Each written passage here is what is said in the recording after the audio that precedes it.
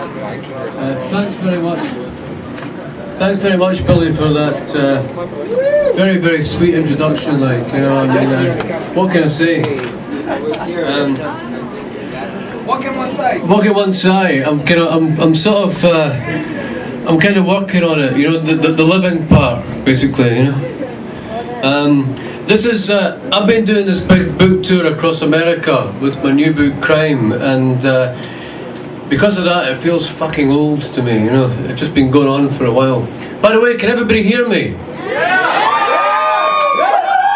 Can everybody understand me? Nah! Not at all. Anyway, this is an older story that I'm going to read again. It's from a book called Glue that I wrote a while ago. And it's called Nightmare on Elm Row.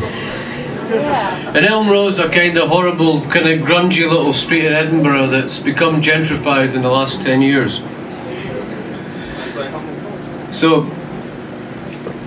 this is a wee guy, the narrator's a wee guy called Gally. My head was pounding, and my mouth was as dry as an un's twat, as I planned to get a bus back home, to chill out a bit before Carol's club starts. As I watched the streetlights separate with my movement towards them, I realised that I was near Larry Wiley's new gaff, and I was wondering whether the cunt would want some of these E's off me. The entry phone system's broken, but the stair door's open. As I climb the stairs, I'm aware that the E-buzz is running down, and I'm still fucked from that bevy from yesterday.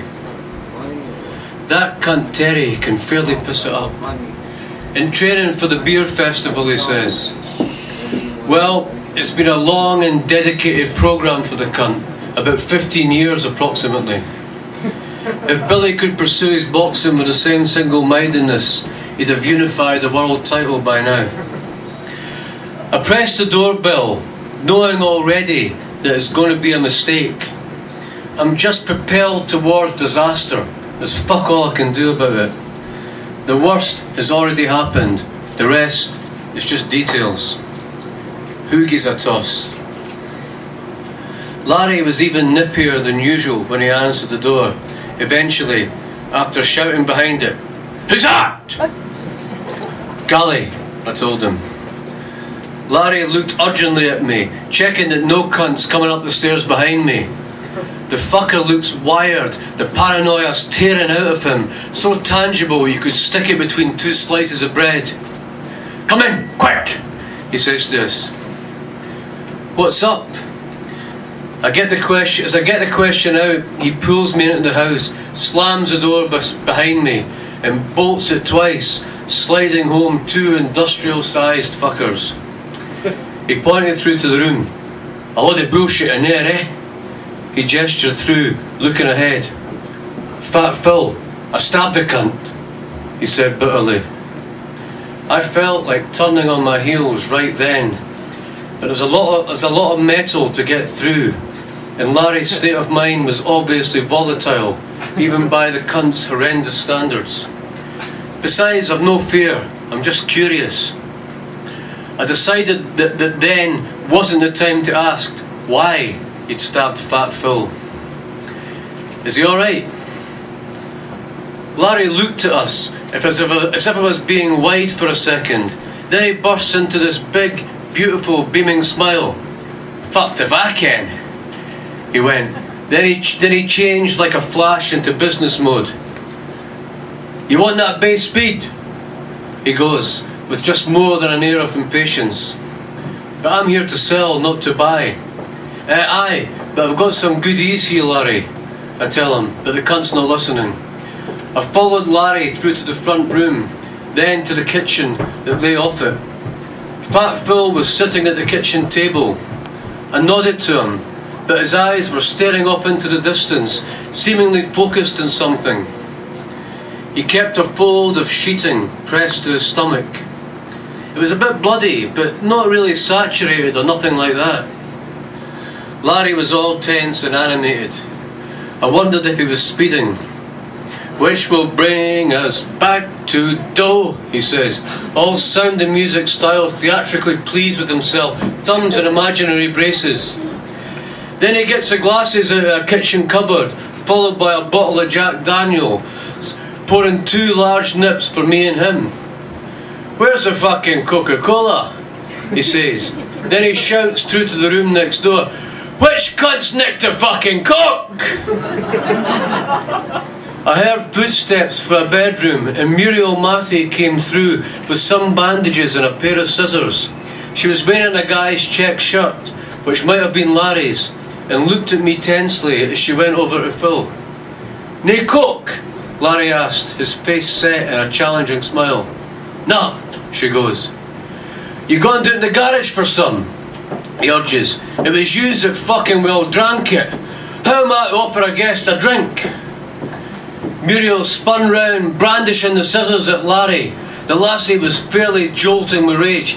"You fucking get it! I've had enough of you, Larry! I'm telling you!"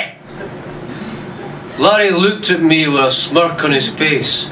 He spread his arms and extended his palms. "I was merely inquiring as to the status of the Coca-Cola," he said. "It'll have to be neat, Gally.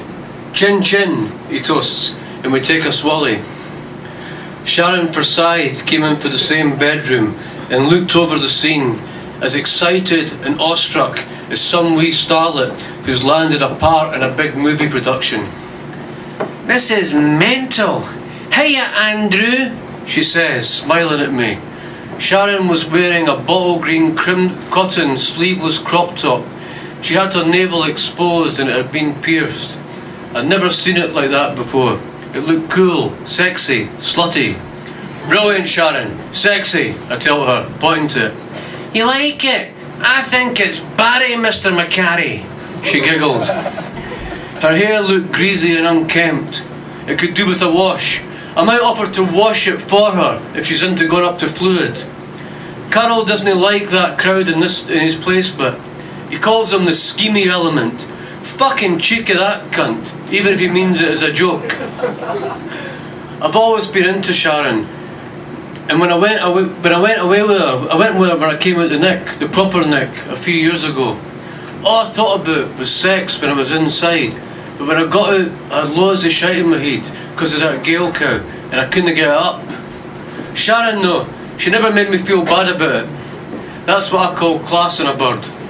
She seemed to accept my "prison does things for a man" speech. Was it fair to get that done? No, really, but you've got to keep it clean. But a long time no see. Come here, son. We gave each other a euphoric dance floor embrace. Great lassie, Sharon, even though I could feel the grease-fair hair on my face clogging up my own pores. I'm wondering if Larry's shagging her. Probably. He's definitely shagging Muriel.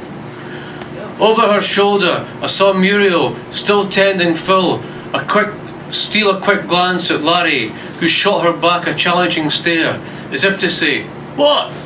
before he started digging around in a drawer. As Sharon and me broke our hug, Fat Phil grunted something.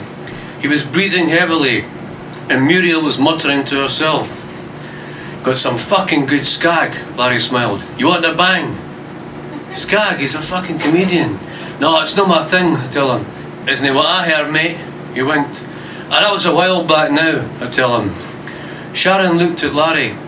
"We'll no get into a club if we're all skagged up, Larry." "Staring it was is a new nightclubbing. It says so in the face," he grinned. Muriel attempted to take Phil's shirt off, but he brushed her away, the movement causing him more pain than her. Muriel persisted. "You've lost a lot of blood there. We'd better get you to the hospital. I'll get an ambulance." "Nah," Phil wheezed. "Nae hospitals, nae ambulance." He was sweating profusely, especially from his head. It gathered into beads which dotted his face.